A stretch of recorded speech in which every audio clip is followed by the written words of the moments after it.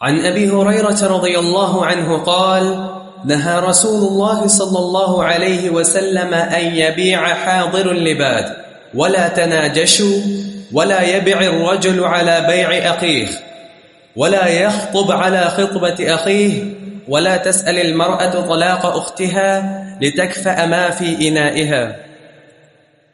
جزاک اللہ خیر. لا یخطب نہیں، لا یخطب. یخطب خطب، یخطب کا معنی خطبہ دینا، اور خطب یخطب کا معنی منگنی کا پیغام دینا. اس حدیث کے راوی سیدنا ابو ہریرہ رضی اللہ عنہ، نبی علیہ السلام نے کچھ سودوں سے منع فرمایا. ماتے کہ نہا رسول اللہ صلی اللہ علیہ وسلم ان یبیع حاضر اللباد. یہ کل گزر چکا کہ شہری دیہاتی کے لیے سودا کرے. دیہاتی دیہات سے آیا ہے، سادہ طبیعت کا، زیادہ وہ آداب بھی نہیں جانتا، پروٹوکول سے بھی واقف نہیں، اور شہری بیچ میں کود پڑے کہ اپنا مال مجھے دے دو، میرے پاس رکھ جاؤ، میں آہستہ آہستہ بیچتا رہوں گا، تمہیں اس کی قیمت دے دوں گا. ایسا نہ کرے. کل اس کی تفصیل ہم نے بیان کی. تو اس منع فرمایا اس ولا تناجشوا. یہ ایک سودا ہے بیع نجش. بیع نجش، نون جیم شین. بیع نجش کا معنی ہے بولی بڑھانا. بولی بڑھانا. اس کی شکل یہ ہے کہ ایک سودا دو لوگوں کے بیچ میں ہو رہا ہے. دو لوگوں کے بیچ میں گھڑی میں بیچ رہا ہوں اور آپ خرید رہے ہیں، قیمت طے ہو گئی مثلا 1000 روپے. تیسرا شخص آتا ہے، وہ کہتا ہے کہ میں یہ 1500 میں خریدنے کے لیے تیار. بولی بڑھا دی اسے، بولی بڑھا دی. کس لیے؟ تاکہ خریدار کو جو ضرورت مند ہے زیادہ رقم دینے پر مجبور کرے. بعض اوقات یہ جو دکاندار ہوتے ہیں ان کے ایجنٹ بازاروں میں پھیلے ہوتے ہیں، اور اس طرح کا کوئی سودا ہو رہا ہو تو بیچ میں کود پڑتے ہیں، اور خام خواہ جب دیکھتے ہیں کہ خریدار کی رغبت ہے، اس کی ضرورت ہے، تو ریٹ بڑھانے کے لیے وہ اپنی طرف سے ریٹ بڑھا دیتے ہیں کہ میں یہ چیز آپ سے 100 روپے 50 روپے زیادہ میں لے لیتا ہوں. اب وہ بیچارہ مجبور ہے، وہ کہتا ہے کہ میں 200 میں لے لیتا ہوں. تو خام خواہ سے ریٹ بڑھانے پر مجبور کرتے ہیں. یہ نجش کا معاملہ ہے جو کہ دھوکہ دہی ہے اور ظلم ہے.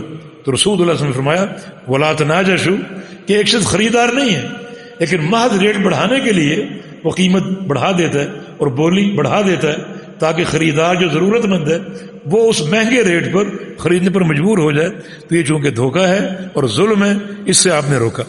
بلا یبیع الرجل علی بیع اخیہ، اور ایک شخص، کوئی بھی شخص اپنے بھائی کے سودے پر سودا نہ کرے.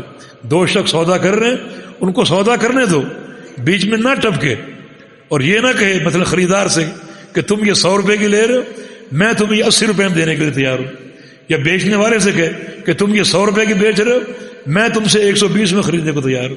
نہیں، انتظار کرے، ان کا سودا اگر ہو جائے ٹھیک ہے، نہ ہو وہاں سے وہ چلا جائے، اب وہ آ جائے، اب وہ خرید لے. تو سودے پر سودا اور بیع پر بیع نہ کرے. لا یخطب علی خطبۃ اخیہ، اور اپنے بھائی کی منگنی کے پیغام پر اپنا پیغام نہ دے. اسے معلوم ہے فلاں گھر میں میرے فلاں دوست نے منگنی کا پیغام بھیجا ہے، ان لوگوں نے قبول کیا یا نہیں کیا، ابھی وہ سوچ رہے ہیں، اور یہ اپنا پیغام بھیج دے کہ تم مجھ سے یہ نکاح کرا دو. نہیں، پہلے وہاں تصفیہ ہونے دو، معاملہ ان کا حل ہونے دو. اگر وہ قبول کرتے ہیں اس کا پیغام تو اس کا نکاح ہونے دو، اور اگر وہ نہیں کرتے، معاملہ ان کا ختم ہو گیا. اب آپ اپنا منگنی کا پیغام وہاں پر بھیجیں، اپنے بھائی کی منگنی کے پیغام پر اپنا پیغام نہ بھیجیں. اس سے معاملات بگڑتے ہیں، رنجشیں پیدا ہوتی ہیں، ناراضگیاں، حروب اور فتنے جنم لیتے ہیں. اور ایسے کئی فتنے ہم نے دیکھے ہیں. ہمارے ہاں کئی ایسے واقعات ہوئے کہ ایک شخص کا پیغام ایک جگہ گیا، دوسرے نے وہاں اپنا پیغام بھیج دیا، اور وہ پہلا شخص مسرد ہو گیا، دوسرا جو ہے وہ قابل قبول ہو گیا، اور دونوں میں پھر رنجشیں، خاندانوں میں لڑائیاں اور ناراضگیاں پیدا ہو گئیں. شریعت جو کہ امن و سلامتی کا پیغام ہے، وہ اس قسم کے تمام امکانات کو رد کرتی ہے اور اس سے روکتی ہے. ولا تسأل المرأة طلاق اختها لتخفى ما في انائها، اور کوئی عورت اپنی بہن کی طلاق کا سوال نہ کرے. جس کی ایک شکل یہ ہے کہ ایک شخص کی 2 بیویاں، اب وہ ایک سوکن جو ہے وہ اپنے شوہر سے کہتی ہے کہ میری سوکن کو طلاق دے دو، اس کی طلاق کا مطالبہ کرے. ایسا مطالبہ نہ کرے. لتخفى ما في انائها، تاکہ اس کی سوکن کے برتن میں جو کچھ ہے وہ انڈیل کر اپنے پاس لے. اس کے پاس کیا ہے؟ شوہر کی محبت، اس کے پاس کیا ہے؟ شوہر کا نفقہ، اس کے پاس کیا ہے؟ شوہر کی کفالت. اب وہ چاہے کہ سب کچھ مجھے مل جائے، تو اپنے شوہر سے کہے کہ تم جو ہے میری سوکن کو طلاق دے دو تاکہ یہ سارا تعلق میرے ساتھ جڑ جائے. اس سے روکا. یہ بھی رنجشیں اور حقوق قسم کرنے کی بات. اس کی ایک شکل یہ بھی ہے کہ ایک شخص شادی شدہ ہے، ایک دوسری عورت اس سے نکاح کرنا چاہتی، یا ایک دوسرا شخص کسی خاتون سے نکاح کرنا چاہتا ہے، دوسری شادی کرنا چاہتا ہے، اور وہ خاتون شرط لگائے کہ تم پہلی بیوی کو طلاق دو پھر تم مجھ سے نکاح کر سکتے. ایسا کرنا ناجائز ہے. 2 شادیاں بھی تو ہو سکتی ہیں، 3 اور 4 بھی تو ہو سکتی ہیں.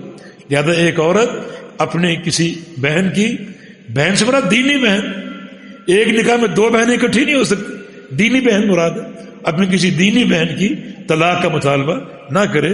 یہ بات شرعی مقاصد کے خلاف ہے اور حقوق کا تلف ہے. جی